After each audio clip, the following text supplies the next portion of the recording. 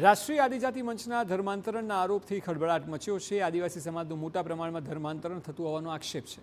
રાષ્ટ્રીય આદિજાતિ મંચ ગુજરાત પ્રાંતના સંગઠન મંત્રીએ આક્ષેપ કર્યા છે અને ગ્રામ્ય વિસ્તારોમાં ચર્ચ બનાવી આદિવાસીઓનું ધર્માંતરણ કરાતું હોવાની ફરિયાદ છે। ધર્માંતરણ રોકવા ડેડિયાપાડા પ્રાંત અધિકારીની લેખિતમાં રજૂઆત કરાઈ। નાતાલની ઉજવણીની પરવાનગી ન આપવા અંગે પણ માંગ કરવામાં આવી છે।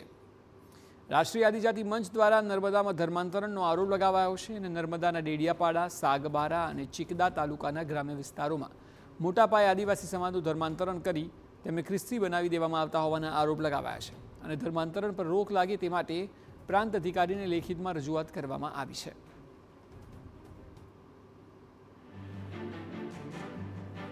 આદિવાસી સમાજના પૂંજાતા દેવી દેવતાઓ ઉપર ખૂબ મોટો ઘાત કરી રહ્યા છે। એટલે અહીંયા બિન અધિકૃત ખ્રિસ્તીઓ હોવા છતાં નાતાલની પરવાનગી આપવામાં આવે છે। ખ્રિસ્તીઓના મોટા મોટા કાર્યક્રમો કરવાની પરવાનગી આપવામાં આવે છે। જે પરવાનગી ન આપવામાં આવે એવી પણ અમે આવેદનપત્રમાં માંગણી કરવામાં આવી છે।